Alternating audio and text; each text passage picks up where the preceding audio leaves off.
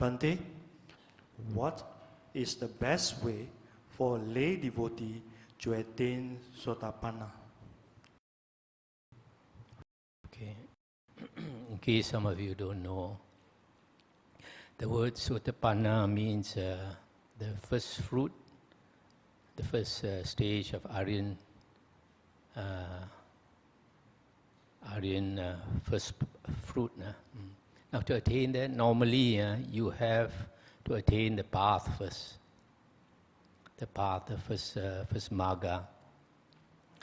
And today I brought some DVDs on my talk last year called the Sutta Guide to Paths and Fruits. There it is explained quite in detail. To attain the first path, marga, you need 4 factors. These 4 factors are called the 4 conditions for stream entry. In Pali, it's Sotapatti Yangani. And these 4, the first one is association with a true man.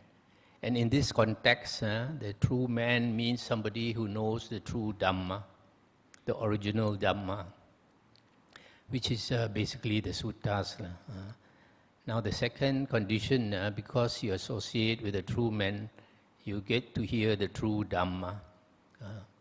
The third condition is when you hear the true Dhamma, you have focused attention. In Pali is yoniso manasikara. And the fourth condition is practice of the Dhamma in accordance with the Dhamma. Dhamma no Dhamma patipatti.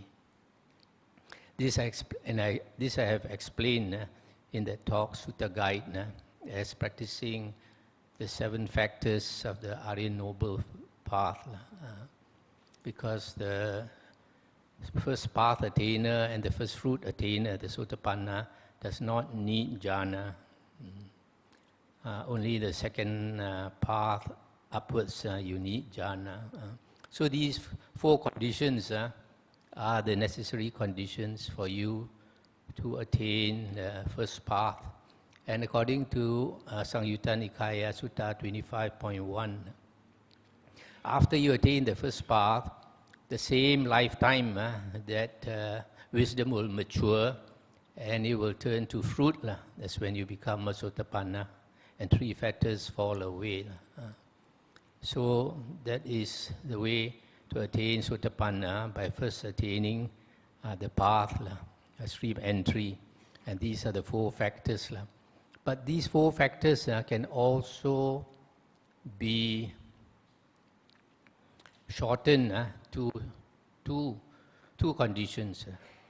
Basically, if you get right view, you have entered the stream.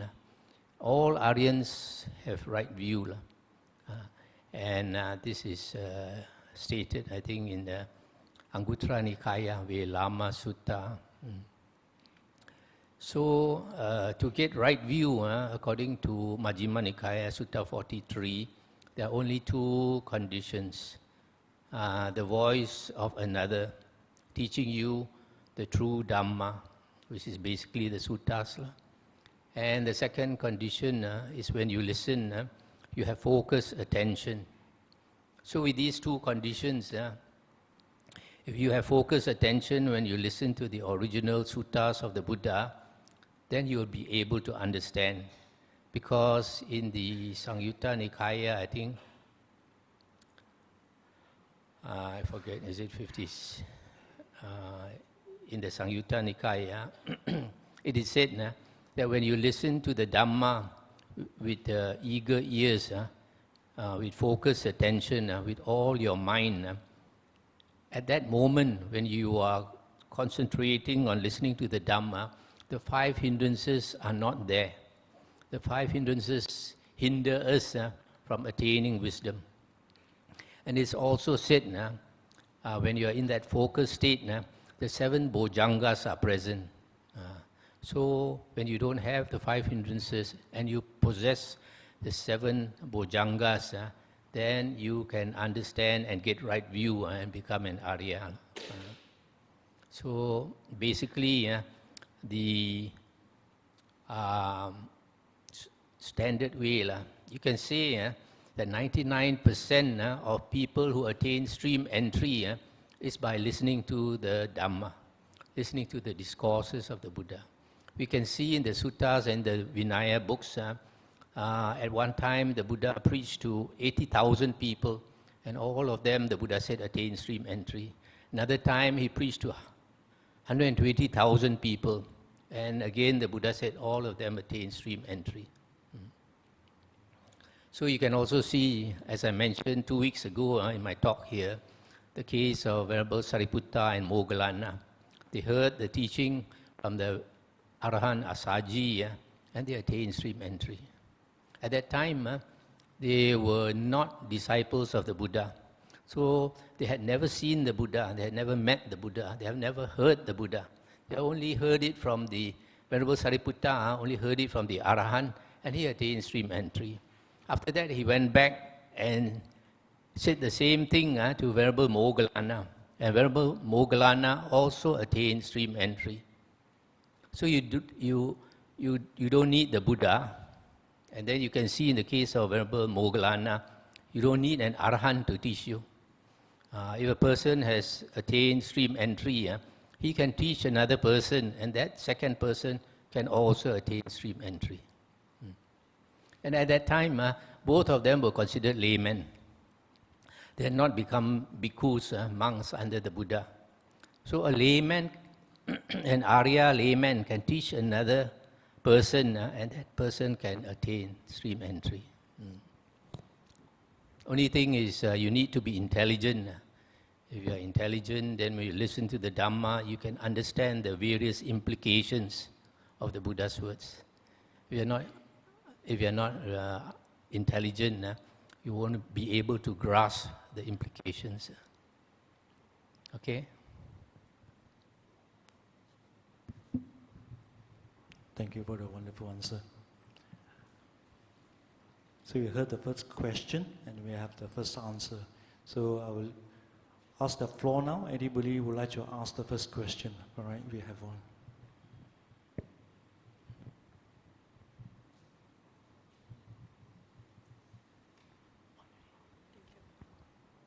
Bante, let's say there's this lay person who is striving to enter the stream. And if one day, out of self-defense, he kills somebody, he kills a person, probably a robber. Of course, in the eyes of the law, I believe he will be put behind bars. My question is, will this lay person be able to, or even have the chance to be a stream enterer? Thank you. So your question was somebody kills somebody else in self-defense, yeah? So does he have a chance to become a stream enterer? When you kill somebody else in self-defense, it depends on whether you have the intention to kill him or not. If it is basically to save your life, it is not for, your sole purpose was not to kill him, but for example, to save your child. So, it is not that heavy karma. Intention, in the Buddha's teachings, intention is karma. The most important thing is when we do anything, our intention behind it. So because your intention is not evil, you're trying to save somebody or save yourself, then it should not be a problem. In fact, you can see in the case, there is a case in the suttas where somebody intentionally killed so many people and yet became an arahant. Who is that? Angulimala. Killed hundreds of people. But because he has very good karma from the past life, the Buddha could see that. So the Buddha purposely went to him for his own good. So it's not a problem.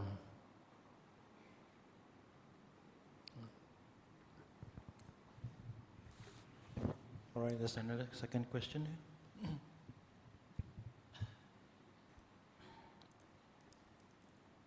Bante,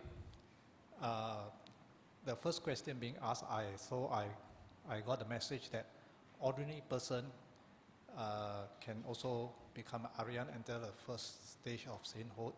What about the next 2, 3, and the 4th stage? Can an ordinary person also attain that? You must take the DVD, Sutta Guide to Paths and Fruits. I gave a very detailed talk. And in that talk, I mentioned that in the Anguttara Nikaya 3.86, it is mentioned that Sotapanna and Sakadagamin, they have perfect sila. And Anagamin, third fruit attainer, has perfect sila and perfect concentration. And an Arahant has perfect sila, perfect concentration, and perfect wisdom. Now, perfect concentration in the Buddha's teachings is the 4 jhanas. Okay? So, the Sotapanna, in my view, in my personal opinion, Sotapanna does not need jhana. In fact, there's a sutta that is very clear on this. I forgot the exact number. But in that sutta, the Buddha said there are 2 kinds of persons with the 4 factors of a Sotapanna.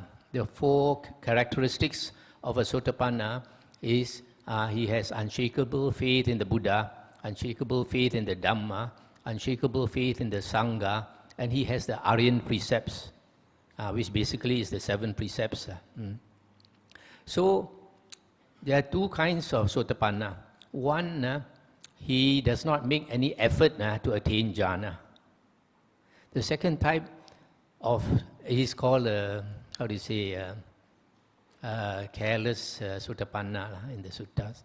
And the other one is a diligent Sotapanna. The diligent Sotapanna, after attaining these 4 characteristics of a Sotapanna, he makes effort by day and by night to attain the jhanas. So from this sutta, it's very clear that a Sotapanna does not need any jhana.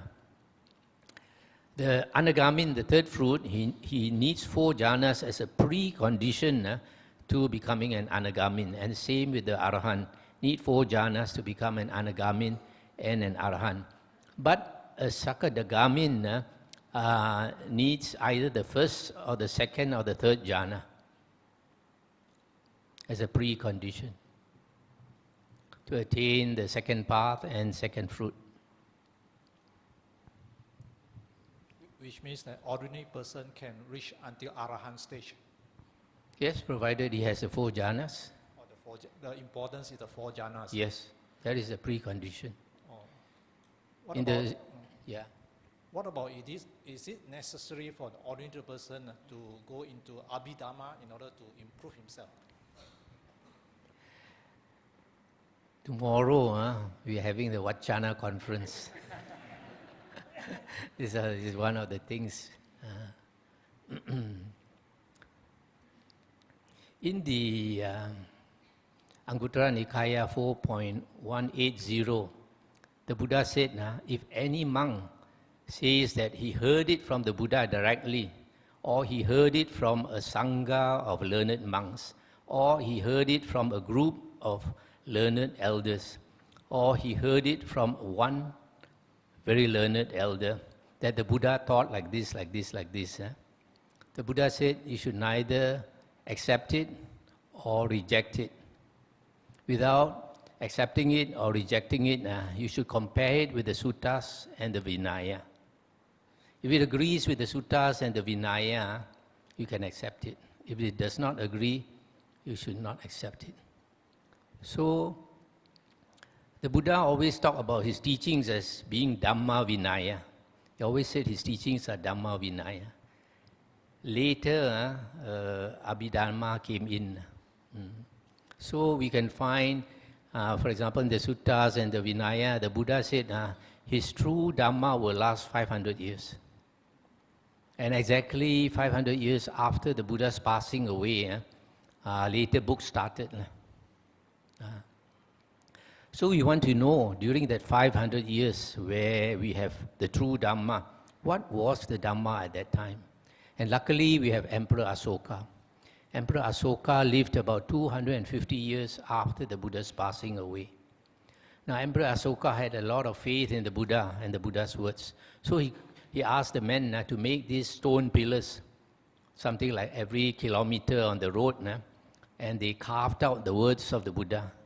Now after 2000, something like 600 years, they have dug up these Asoka pillars in India, and they found that during Emperor Asoka's time, there were only 5 Nikayas. Only the suttas existed. 5 Nikayas and 5 Vinaya books in Pali. So this is original Buddhism or early Buddhism. The 5 Nikayas and the 5 books of the Vinaya. You will find in later books that they say things that the Buddha did not say. And the Buddha said in the Digha Nikaya, Sutta 29, the Buddha said his teachings on the holy path are perfect and complete. Perfect and complete, it means you cannot make it more perfect. You cannot make it more complete. So the Buddha said, if you think you want to add to what the Buddha said, you don't see his Dhamma. In other words, you don't appreciate that the Buddha's Dhamma, the Buddha's suttas are perfect and complete. If you don't see his Dhamma, it means you don't have right view. If you don't have right view, you're not an Arya. If you want to subtract from his words, also you don't see the Dhamma. What does this mean? That's why when we listen to suttas, you have to catch the implications. It implies that the later monks who wrote all the later books are not Arya at all. Not Arya. In fact, the Buddha said they lead people astray and they create much demerit. And they cause the disappearance of the true Dhamma. So I was saying, later books say things that the Buddha never said. They add to what the Buddha said, which the Buddha says is not necessary. So you find in our suttas, original Buddhism, the Buddha talked about 6 consciousness. Yeah? Only 6 consciousness. Mahayana books talk about 7 consciousness, 8 consciousness. Yeah? Similarly, Abhidhamma talks about Bhavanga, Javana, Kalapa, Patisandhi Citta, Chuti Citta, all these things that the Buddha never mentioned. That is the trait, the characteristic of later books. Right, can we have the next question? At the back, Right, okay, right. Bante, just now you were saying that when Buddha gave a talk, 12,000 disciples got Sotapanna. But I've seen so many of us running everywhere to listen to Dhamma talk, but he still did not reach the Sotapanna. Is there any secret between Buddha's word and... The secret is during the Buddha's time, there were no mobile phones, there was no internet. But then I see them going to retreat, chasing retreat after retreats, listen to Dhamma talk after Dhamma talk, but it's still the same. You know how many hours? How can we know the secret to be a Sotapanna? Nowadays, how many hours do you spend listening to the sutta? How many hours did you play on the internet and on the mobile phone? And computer games? So which means there's no secret.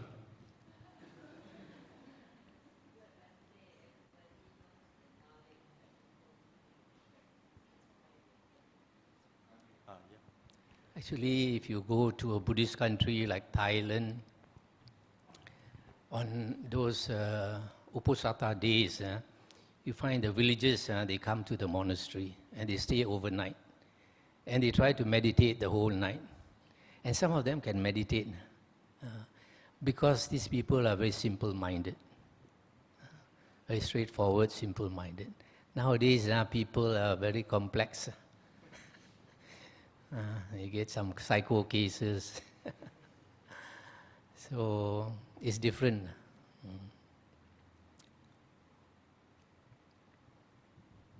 Right, the next question, the next person at the back. Last row, second last row.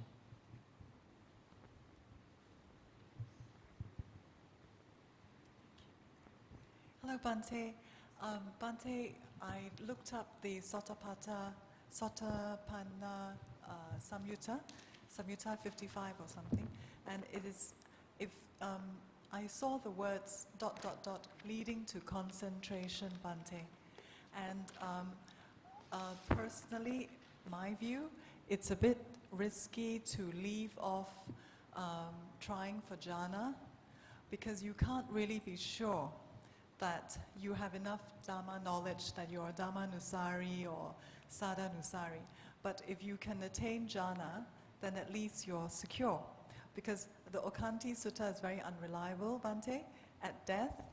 That's like leaving it to the last minute. And also, the Kammatthana, Bhante, is very clear. If there's no mental cultivation, then the woeful plane is, the threat of rebirth in the woeful plane is there. And a Sotapan will not be reborn in the woeful plane. So that suggests some mental cultivation is needed, Bhante. Thank you. These people who attain stream entry, upon listening to the Dhamma, it means that they have good karma from the past life. Very good karma from the past life. And some of them may have been ascetics in the past life who had already cultivated the jhanas. For example, in the suttas, there was a young man who was from a very rich family, and every day he will amuse himself by drinking liquor and watching the slaves or the maids dancing for him, singing and all that. And he'll be half drunk. So one day he was in that state, half drunk. And the Buddha purposely walked in front of his house. So he was like in a stupor. But when he saw the Buddha, something from the past in him made him stare at the Buddha. And because he stared at the Buddha with focused attention, he shook off his drunkenness. And then he went to the Buddha and paid respect to the Buddha. Then the Buddha taught him the Dhamma. And then he must have attained stream entry. And later he became an anagamin, I believe. So it's a lot to do with our past karma. You see, like in India, before the Buddha was enlightened, there were many yogis who practiced and attained jhanas. And they even had psychic powers. But because they had no knowledge of the true Dhamma, you could not find a single Arya. Only after the Buddha came and taught the Dhamma, and these people with good karma from the past, they attained. And after they attained, then there were some who renounced and practiced the jhanas. So you find it's mostly got to do with past life karma, not so much present life. Because even when the Buddha was in India, there were still external sect ascetics who refused to follow the Buddha, and they also cultivated jhana, but they didn't become Arya. It is clear from the suttas that only by attaining right view do you become an Arya. Only by attaining right view. And right view only has two conditions: the voice of another teaching you the true Dhamma, and focus attention. Only these two conditions are necessary and you can become an Arya. Of course, if you have been cultivating jhana, and then when you hear the Dhamma, you you will attain much faster and maybe become a Sakadagamin or Anagamin or Arahant.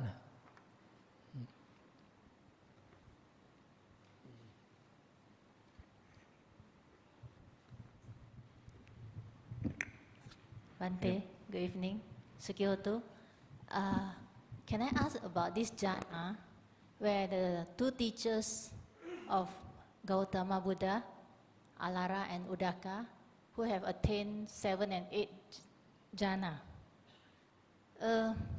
were they Aryas before Buddha attained enlightenment?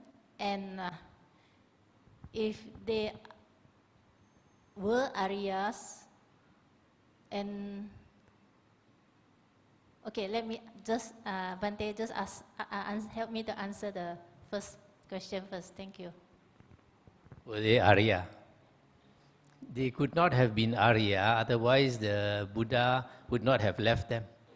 The Bodhisattva would not have left them. It is because they had no good Dhamma to teach. He could only teach meditation. So the Buddha realized that he cannot become enlightened just by meditation. So the Buddha left. That means by attaining the 7 and 8 jhana also cannot be enlightened without the Dhamma. Because the 7 and 8 jhana is only one factor of the Aryan Eightfold Path. Aryan Eightfold Path has 8 factors. You need 8 factors to become an Arahant. You cannot just cultivate one factor and expect to be an Arahant. Another further But that doesn't mean clarification. that because of that, you don't need the jhanas. It's just like sila. Sila is one of the conditions. For example, right speech. But by right speech alone, you cannot become an Arahant. But that does not mean you don't need right speech. Thank you, Bante. And then in the Noble Eightfold Path, there's Sama Sati and Sama Samadhi. But there's no Sama Jhana. Can please explain? Thank you. Sama Samadhi is the 4 jhanas. In fact, in the Majjhima Nikaya, remember Ananda was asked, what type of meditation is praised by the Buddha? And what did he say? He said the first jhana, second jhana, third jhana, fourth jhana.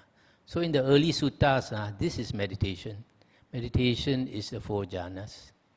That's why when we say in Chinese meditation, we say what? Zhuo Chan. Yeah? Zhuo is sit, and Chan is jhana. So sitting to attain jhana, that is meditation. Now vipassana during the Buddha's time consists of 2 factors of the Aryan Eightfold Path. The 6th and the 7th factor. Right effort and right mindfulness. Right effort is to get rid of unwholesome states and to cultivate wholesome states. And that is most important because the Buddha said, it is these unwholesome states that bring us to the woeful plains of rebirth, to the animal, the ghosts, and the hell realm. And it is these wholesome states that bring us up. Now to practice right effort, you need samma sati. You need to contemplate the nature of your body, your feelings, and your mind.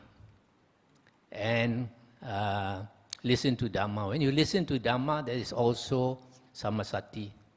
Because sati has 4 factors. Dhamma is one of them. Okay? So, vipassana during the Buddha's time is practicing this. That's why it's called Dhamma nu Dhamma Patipatti. This 6th and the 7th factor. So in everyday life, say for example in your working life, you get angry with somebody, you must notice. But you cannot be noticing your feeling all the time. If you are noticing your feeling all the time, tan bo chia. Yeah. So your mind also, you cannot be looking into your mind all the time. But if some improper thoughts come into your mind, for example, arrogant thought, or jealous thought, or sensual thought or something, then you have to notice.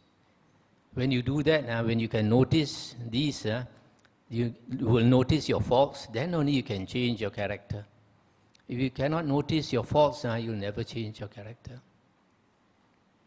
A lot of people never look inwards, never look at their faults. So when you try to help them by telling them their faults, they get angry. So during the Buddha's time, Vipassana was not a meditation. It was an everyday practice. Like nowadays, Sayadaw U Te Janya say, practice it with your eyes open.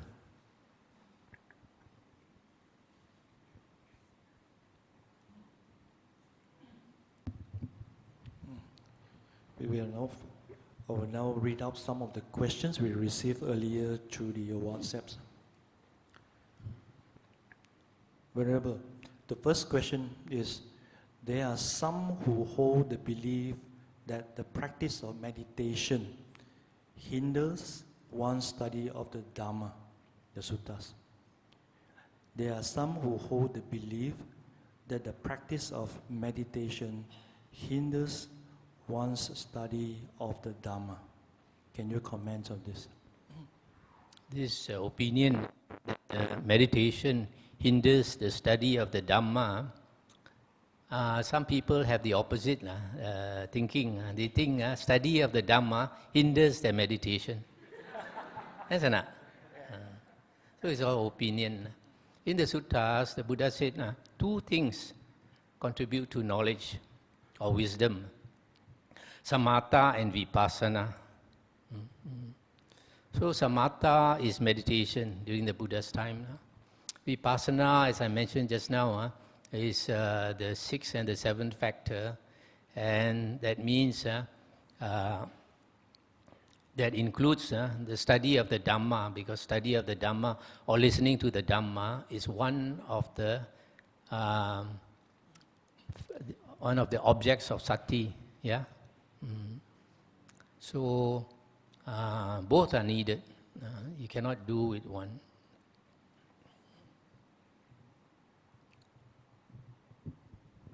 The second question will be about the doctrine of anatta, no self. Someone once said, if there is no I, no me, let me give you a punch in the nose. And then you tell me, if there is no you to feel the pain. Bhante, can you kindly help to explain how the doctrine of no self is to be understood? Okay, this no self is usual translation of the word anatta. But we have to be very careful with translations.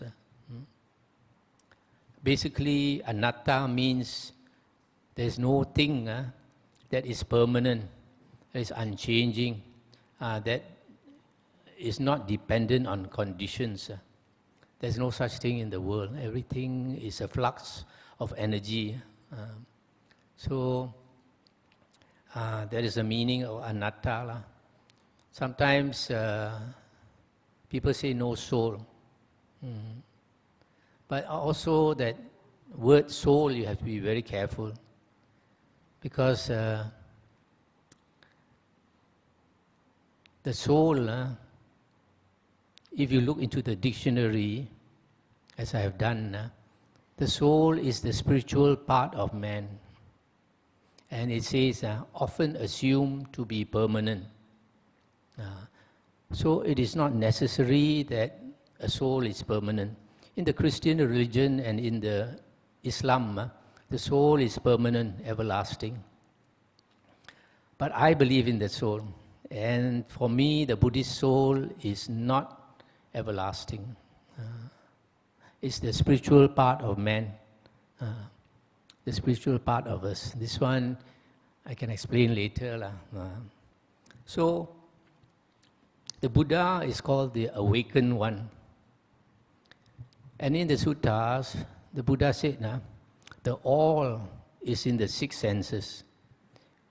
The whole world is in the six senses. Because the whole world is actually what? Nama Rupa. Nama Rupa and Vijnana, consciousness, arise together and cease together. So Nama Rupa is the object of consciousness. And the object of consciousness has two parts. One is the physical world. The second is the mental world. Our feelings, other people's feelings, our thoughts, other people's thoughts, etc. So that is the meaning of Nama Rupa. So the whole world is Nama Rupa, and this Nama Rupa exists in consciousness. If there is no consciousness, there is no world. Yeah. So the world, being in consciousness, is like a dream. When we dream at night, do we know that we are dreaming? We don't realize. Yeah. Everything is so real as now. But when you wake up, then only you realize it's a dream. So life is like that. Now everything is so real. But when we are about to die, what happens? This world starts to fade. And then you see another world coming up. Changing channel from 3 to 7. So we have been on this channel for some time. A time will come that we have to change our channel. So when a person is about to die, then you probably see, oh, this world is like a dream. So it's the same with some monks. They attain cessation of perception and feeling. And they go into this state, maximum of 7 days, where consciousness ceases. When they come out of this state, then they realize, just now, for the last few days, the whole world disappeared. Now when the consciousness comes back, and then the world arises in the consciousness. And then it becomes very clear to him that this world is like a dream only, and he becomes an arahant. So we have not woken up yet. We are still in that dream. So because we are still in that dream, we have that I, that self. This is the conventional self. Yeah. So because we still have the I, the Buddha talks about karma vipaka, karma and its effect. So you have to be, the Buddha says you have to be very careful of your karma. Because if you're not careful, you create evil karma, you may land in the woeful plains of rebirth. So as long as we have not awakened, everything in this world is real to us. So in the Magandhya Sutta, in the Majjhima Nikaya, the Buddha said that we have been fooled by our mind, tricked by our mind for a long, long time. We have been believing our mind. We have been believing our six senses. Everything that we see, we hear, etc., we think is so real. For example, seeing, we see the world out there and we think the world is out there. But actually when you analyze, the world that we see is because of the light impinging on our eyes, on the retina, and then the consciousness arises. And that consciousness is the one that is aware of that world. Yeah.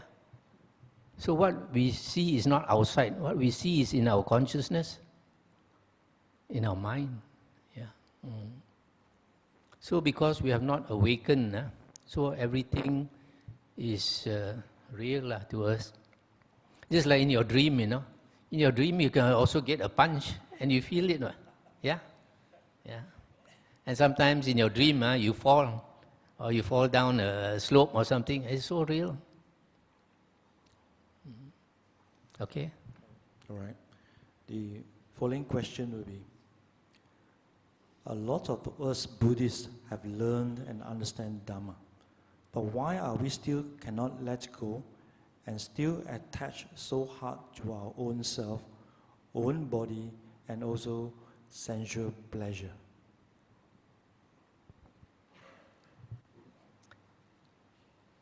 We have learned, but we have not understood Dhamma. If you understood Dhamma, you'll be an Arya. And you're on your way out, you start to let go. So there are 5 things called the 5 hindrances that cover us and make us blur. Sensual, desire, ill will, sloth and torpor, restlessness and worry and doubt. So for some people, these 5 things can be very heavy. For example, you read in the newspapers, an old man raped the granddaughter or something. That is because the mind is obsessed by the 5 hindrances. He cannot control himself. So we need to get rid of these 5 hindrances. And in the suttas, the Buddha said, the cousin of the Buddha, Mahanama, came to ask a similar question. He said, Bhagavan, I have been learning the Dhamma for so long, but sometimes greed, hate and delusion still overcome my mind. And the Buddha said, as long as you have not attained piti and sukha, that means the jhanas, you will still be attracted by sensual pleasures. Because sensual pleasures is satisfying and we want it mainly because the world is dukkha.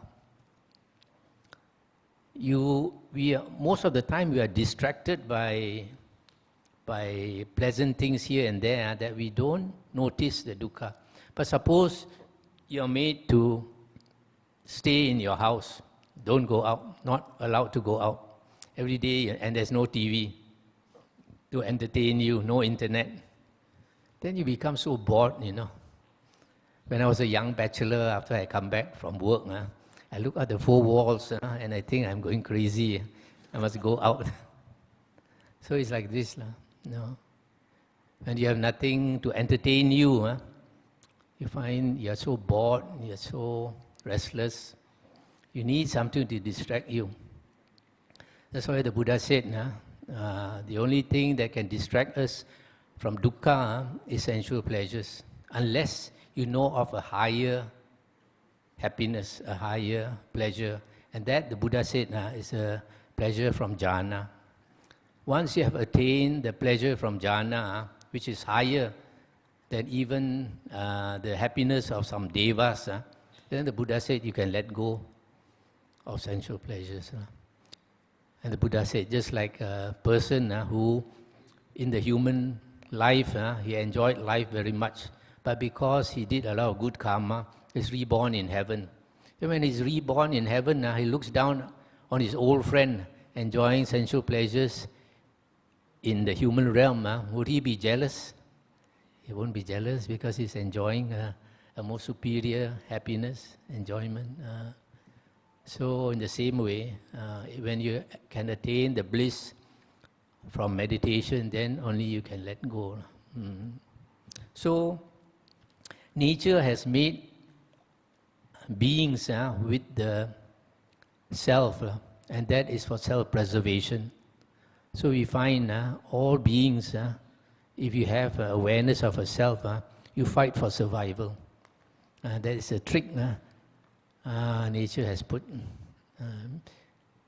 So it's very hard to overcome this self. Only Dhamma. And once you know some basic Dhamma, then you learn meditation to try to reduce your 5 hindrances. Then you see things more clearly, then you can progress. All right. The related question here. We are taught to restrain in our 6 senses. Does that mean, as a Buddhist, we must not have any hobbies, since most hobbies are directly related to our 6 senses? Not really, because the Buddha did not say that we should not have any desires. The Buddha did not say that we should not have any enjoyment. The Buddha said, if your desire is such that it leads to suffering, you should not want it. But if you have that kind of desire which does not lead to suffering, it's all right. So same with hobby. If you have the kind of harmless hobby, it's okay. For example, you like to go swimming or you like to go bicycling. It's good for you because you need exercise. Yeah? But if you want to make a hobby of chasing after people's wives, then there's no good. So some hobbies are harmless, some are not. All right. Then the next question is, how did you find early Buddhist texts? How do we know which suttas belongs to the early Buddhist texts? Just now I mentioned that early Buddhism is the 5 Nikayas, the 5 collections of discourses of the Buddha. And the first 4, the Digha Nikaya, Majjhima Nikaya, Sangyutta Nikaya, and Anguttara Nikaya, these were the earlier 4. And the later compilation is called the Khuddaka Nikaya. Khuddaka means minor or small. So Khuddaka started as a small collection because they earlier they had not put it into the 4 Nikayas, and then later they found these suttas, then they put them in the 5th. But if you have studied the 4 early Nikayas, then you will understand the basic teachings in the 4 Nikayas. So when you study the 5th Nikaya, the Khuddaka Nikaya, then you can know that some are later, some are earlier. For example, those paritas, a lot of the chants came later. It was not during the Buddha's time. So in the Khuddaka Nikaya, basically 6 books can be accepted because they do not contradict the early 4 Nikayas. The 6 books are the Dhammapada, the Udana, Itivuttaka, Sutta Nipata, Theragata, Therigata. These are the 6 books. So this is early Buddhist text, the 4 Nikayas plus 6 books of the Khuddaka Nikaya. All right, thank you. We'll move on to the other written question. When a being is reborn in hell, will his misdeeds be made known to him while he is being subjected to the sufferings he has to endure in that realm?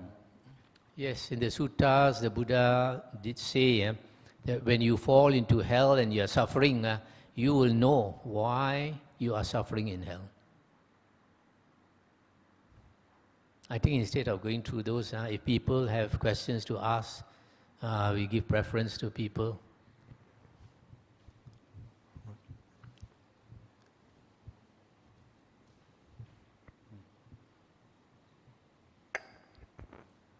Good evening, Bhante. My question is pertaining to the night of Buddha enlightenment, in which he has attained the 4 jhana and the 3 knowledges. May I know, the 3 knowledges arise after coming out of the jhana or in the jhana? The first knowledge is knowledge of past lives. And that comes from the 4 jhanas. Because when you attain the 4th jhana, it is said in the description of the 4th jhana that you have utter purity of sati and upekkha. When a person attains the 4th jhana, he has perfect sati. Sati is recollection or mindfulness and equanimity. So when he comes out of the 4th jhana, the mind is so clear and he can remember the past lives. So these knowledges come after the 4th jhana. Because in the suttas, the Buddha said, when a person has attained the 4 jhanas, the whole body lights up from the top of the head down to his toes. He emits light. And that is a condition for knowing and seeing things very clearly. So when he comes out of the 4th jhana, The Buddha says when he directs his mind to know anything, he will know very clearly. That is why the Anagamin and the Arhan, because they have the 4 jhanas, the Buddha says they have Hasapanya and Javana Panya. Basically meaning sharp wisdom and profound wisdom. So the destruction of asava is after the coming out from the 4th jhana? Yes. In the suttas, the Buddha mentioned asava destruction, I say, depends on the 1st jhana, depends on the 2nd jhana, 3rd jhana, 4th jhana. The Buddha said very clearly, you cannot attain arahanthood without the 4 jhanas. Thank you. All right, next question from the floor. Bhante, you mentioned earlier of the Buddha, Buddhist, what you call soul. Can you elaborate on that? That's a controversial question.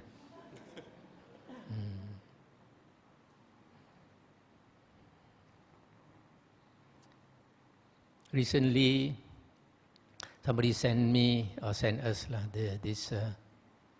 I think what's through WhatsApp, or I think it must be WhatsApp, about a doctor, I think a surgeon in UK of Indian descent.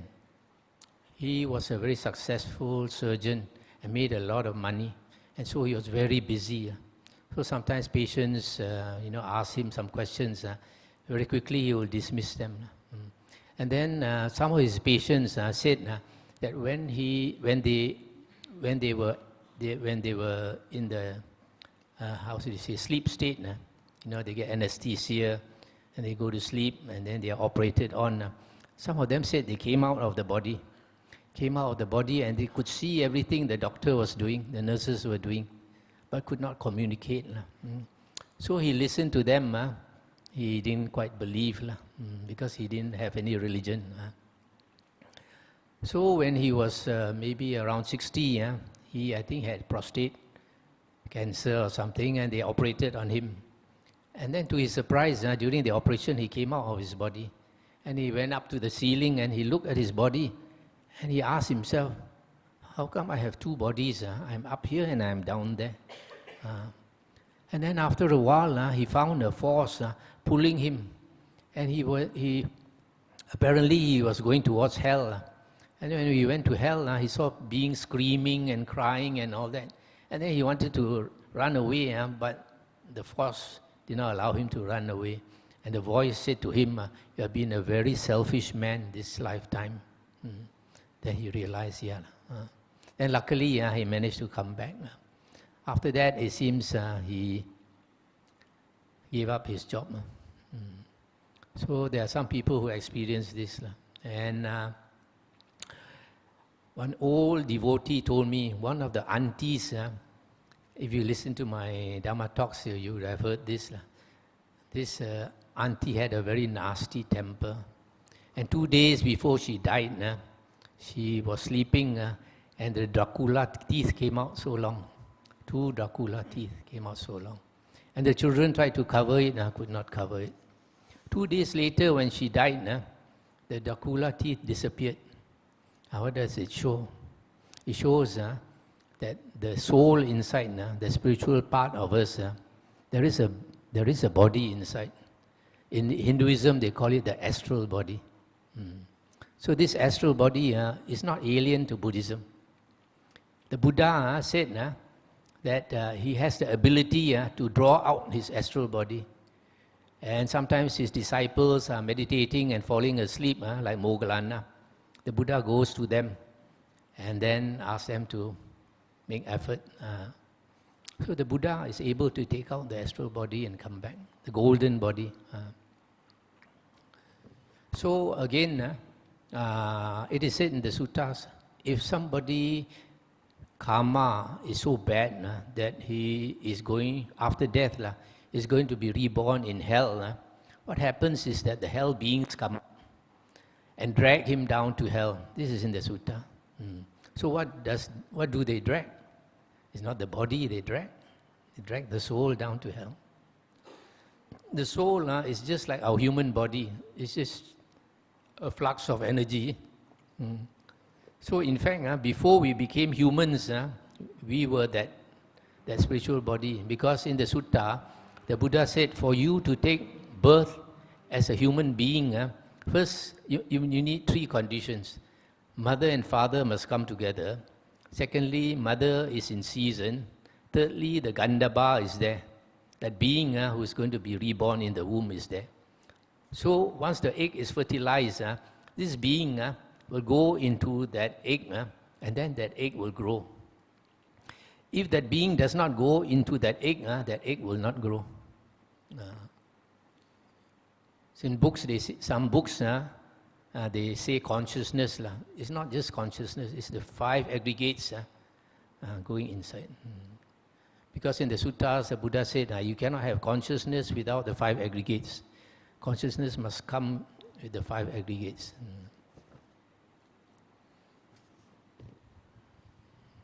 Right, we go for the next question.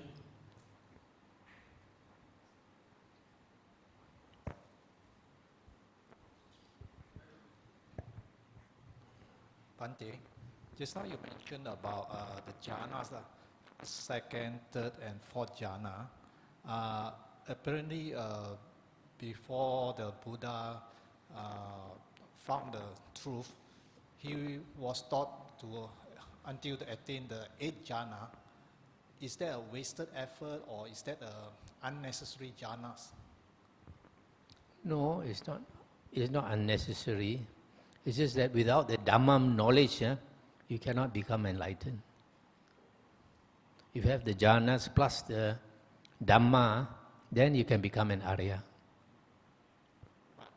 We only need until the 4th jhana, no need to reach until the 8th jhanas. Yes, 4th jhana, 4th rupa jhana is enough. But if you have the arupa jhanas, it's also okay. If you can attain the arupas, the Buddha also encouraged his disciples to attain the arupas. Further questions from the floor? Bhante, I don't know this is a very silly question or not, but it is in my mind for a very long time. In the 5 precepts, nor the 8 precepts, never mention about no gambling. Is it gambling is allowed in Buddhism? The Buddha said, if you do something that brings suffering, you should not do lah. So if you buy 1 or 2 ringgit Toto, it's okay. Don't go to the casino and lose all your pension, gratuity or whatever. Right, next question please.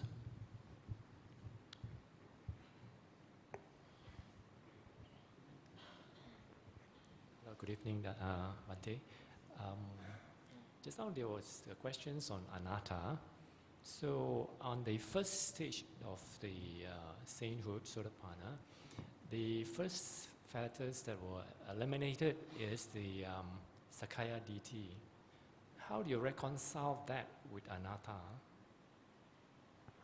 Sakaya Ditti is identity view. Identity view means you identify yourself with the body and the mind. So you take the body and the mind to be the self. That's what ordinary people do. Putu Jhana will take that. But when you have understood the Dhamma, then you realize that everything is changing. In fact, science tells us that our body is changing all the time. Cells are being born and old cells die. So the Buddha said our body is just like foam. You know, when you wash your clothes, you use fab or something, you stir the water and a lot of foam forms. If you look into this foam, you find bubbles breaking as new bubbles are rising and old bubbles are breaking. So our body exactly like that. So science tells us that every 7 years, all the cells in our body are changed. So the body that you had 7 years ago is different from the body you have now. All the cells are different. So the mind is changing even faster. So when we understand that, then we realize the body cannot be I, it's just a shell only. We're hiding in this shell. And the mind also. So when you realize that, then you eliminate this factor, Sakaya Ditti, but you still have a self. You still have a self. Only the Arahant has no self. So there is Anagamin in the suttas. He said that he realizes that these 5 khanda, body and mind, is not the self. But he still has a self which is associated with the body and mind. But you can't pinpoint where. How is it that at that stage, because for conceit, let's say conceit, it's only eliminated at the 4th stage, right? So it doesn't mean that at the first stage the person can still have conceit in him. But again, how does it? That Sakaya Ditti was no more there, but he can still feel that conceit. The self, it still has a self. So you may be a Sotapanna, but somebody tries to kill you, you will try to defend yourself. But an Arahant has no self. If somebody wants to kill him, he may not struggle. Right. Can I have the next question?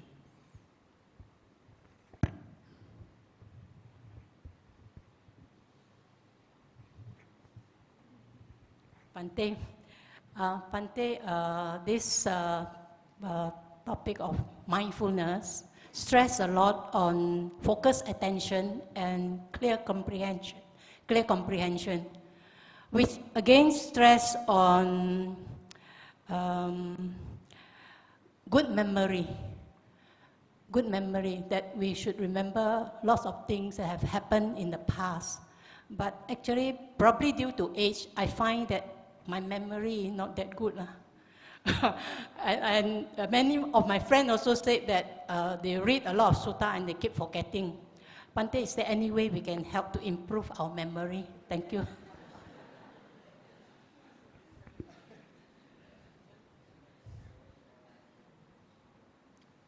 One way is to take alpha-lipoic acid. Another way is to meditate more. And then as to forgetting the suttas, keep listening. Every day, keep listening. Now we have this device. I think we have it there. You can get at 30 ringgit. You get 1 player plus the SD card. Contains about 300 hours of Dhamma talks. So that is very handy because you go jogging, you can bring it along. You do gardening, you do cooking, everything. Even in the car, it's very loud. So here you get it for 30 ringgit. If you go and buy the SD card, outside is 25. And the machine, average price is 35 and 60 ringgit already. So you get half price here. So you listen every day, keep listening. Then you remember. During the Buddha's time, it was not so convenient. They have to memorize the suttas. Every single sutta they have to memorize. That's how they become, maybe that's the secret how they become Sotapanna.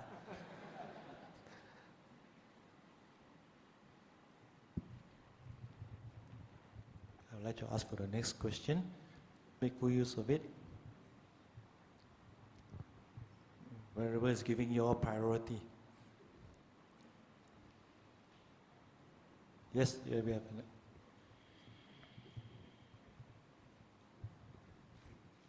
Bhante, what are the criteria that we need to consider when you want to attend a meditation retreat in respect of the meditation teacher and also the type of meditation? I think that's too personal. You have to figure it out yourself. You have a good question there. Yep. In fact, there's also a similar question to recommend. All right. Right. This is a question on nirvana. Listen to a lot of talk on Dharma talks, mention of nirvana. Okay, please enlighten us how to understand the meaning of nirvana.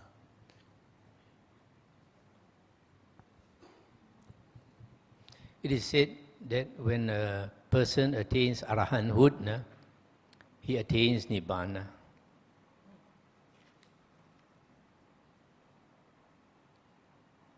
And nibbana is said to be the destruction of greed, hatred, and delusion. And nibbana is also the elimination or destruction of bhava. When a person attains nibbana, becomes an arahant, he destroys bhava. Bhava is existence or being or becoming. This is related to that conceit. As long as we have a self, that's the meaning of bhava. Bhava is a self-view. So when a person becomes an arahant, he attains nibbana, destroys greed, hatred, and delusion, destroys the view of the self. And then there is the parinibbana. Parinibbana is when an arahant passes away. When an arahant passes away, he is said to enter parinibbana. When he enters parinibbana, the sixth consciousness ceases. Our sixth consciousness keeps working because of greed, hatred, and delusion. Because of craving, you can also say, because of craving.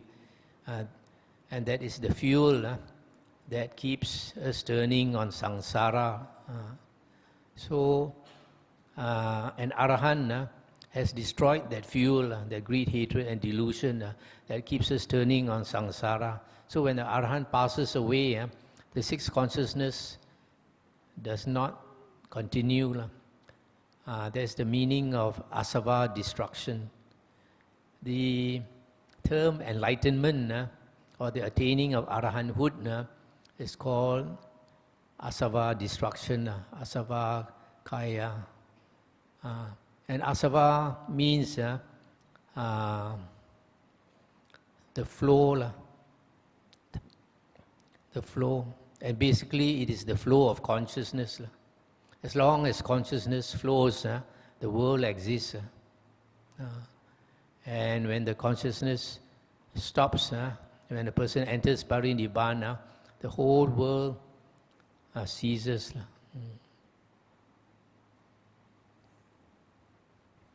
Okay.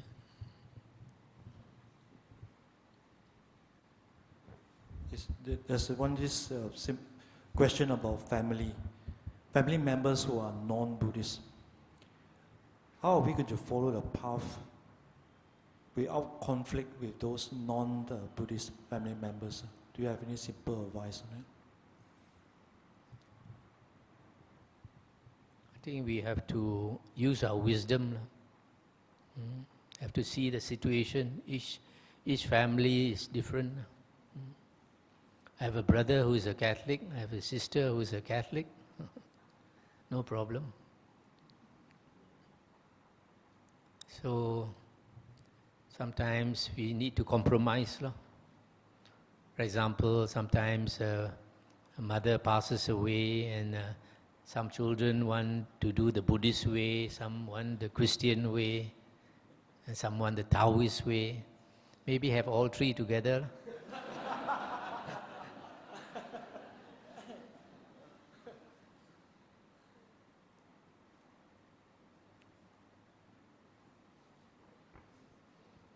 You have any question?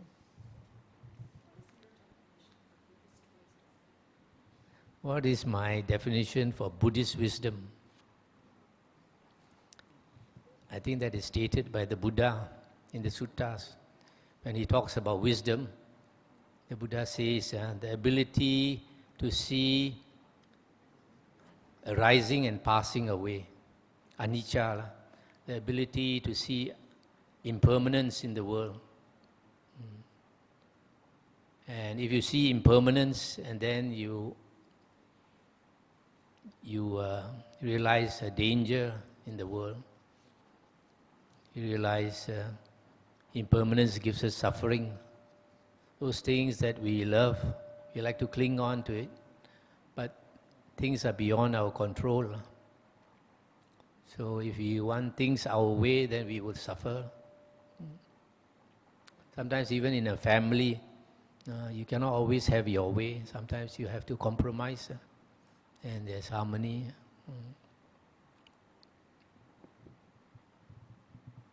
Okay.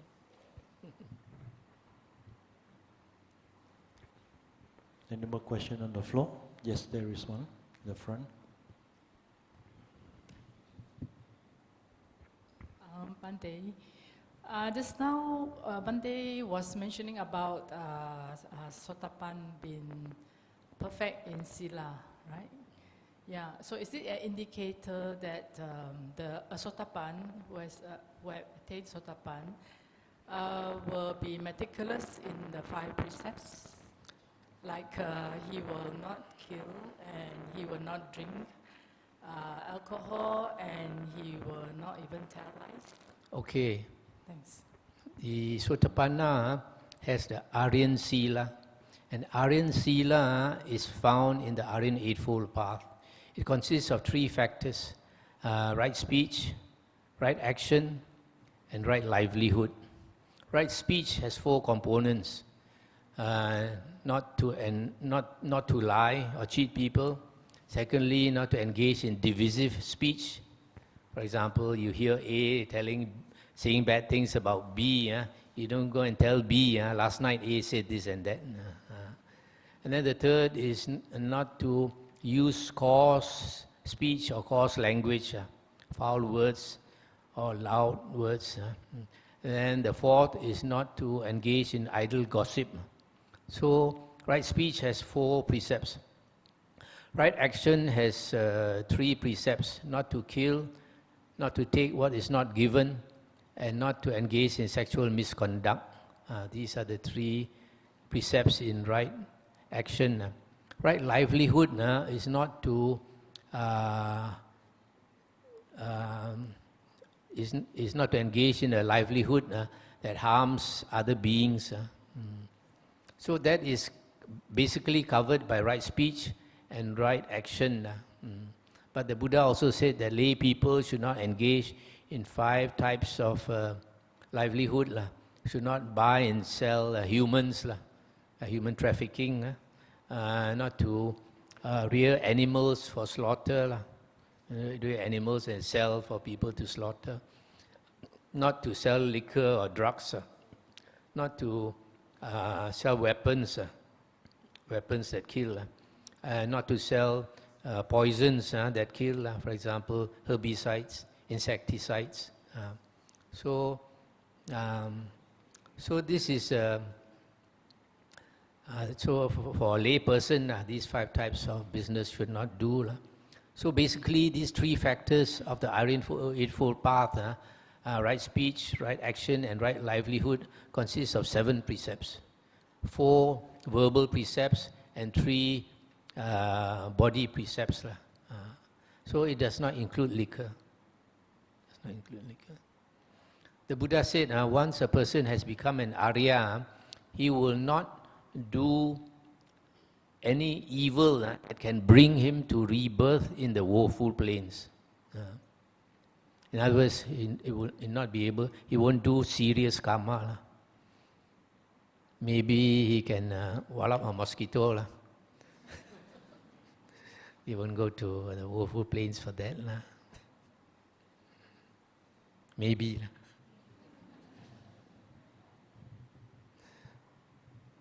Don't say, Bante, say that, I can do. One question there. There's a question. All right. But you see,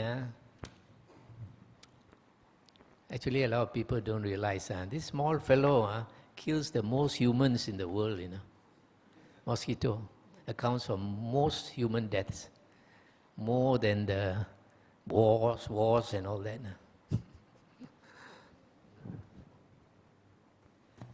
Good evening, Bhante. I have two questions. We'll go with the first question first because it's not related.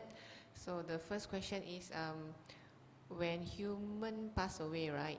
In Buddhism view, which is a better way of handling the body? Is it through the simple burial? I didn't say the lavish kind of like tomb-yard, the graveyard. A simple burial or cremation? I think that is a personal choice. Okay. All right. Because also depends on family members. Okay.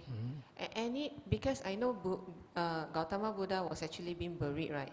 So that is why we can actually see his relic until now. But I'm not sure how the world has evolved. Like most of the Hinduism and Buddhism people tends to cremate their bodies. When I was, my parents, they were worried that when they die, they have no coffin. So they paid every month or every year to an endowment fund to make sure that they get a proper burial.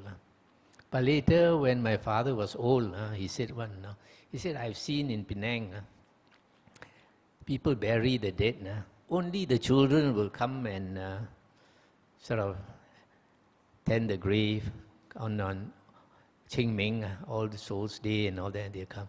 The grandchildren won't come. So he said, no point, go and bury. He said, burn and throw in the sea.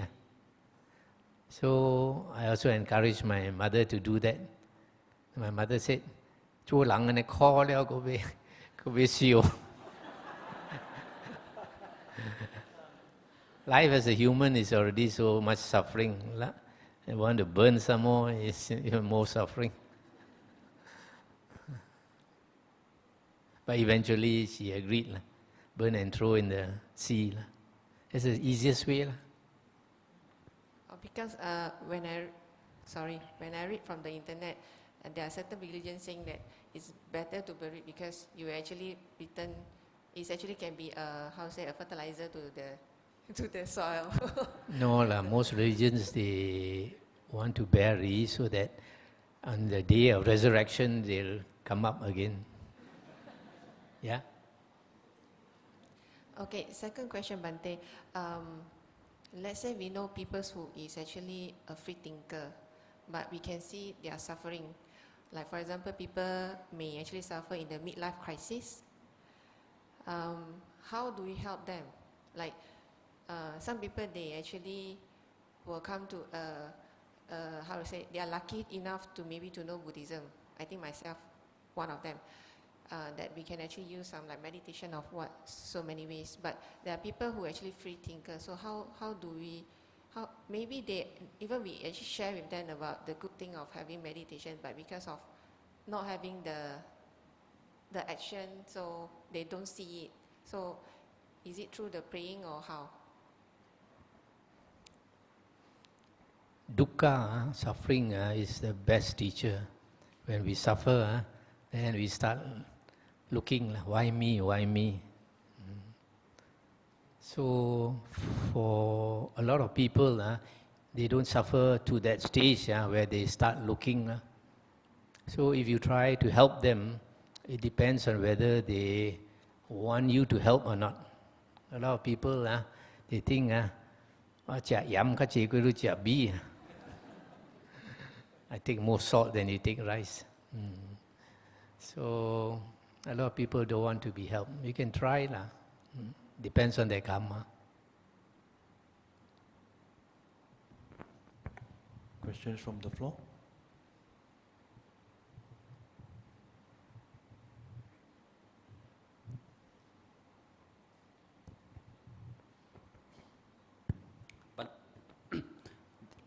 Just now you said no use of herbicides or pesticides, right? Is it okay to use herbicides to kill lalang and other grasses? Try not to, because you'll go into the ground and then when it rains, it will go with the water and all that. In our monastery, we don't use. So we get a lot of grasshoppers and ladybirds and all this. Any interesting question there? Bante, just now you say don't use the wick or the to kill the lalang, but my house got a lot of snail and eating all my plants. What should I do? Pick them and put them far away. No? They will come back. Pick them again.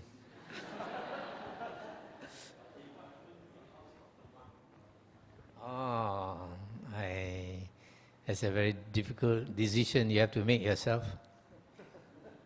But we avoid that now by not using wood in our monastery. We try not to use wood, all concrete.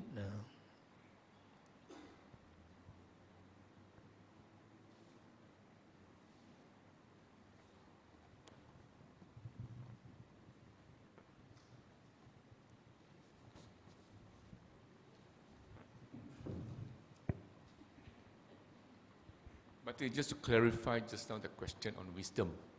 If you read Majjhima Nikaya 111, there's so many adjectives there, penetrative wisdom, keen wisdom, deep wisdom, swift wisdom. What do they all mean actually? It means the fourth jhana upwards. All mean the fourth jhana. Yeah. In the suttas, in the sutta. Yeah. In Majjhima Nikaya, so many types of wisdom.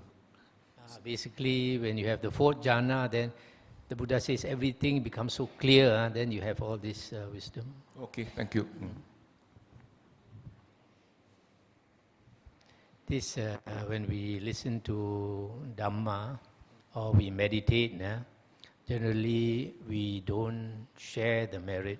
It's my personal view.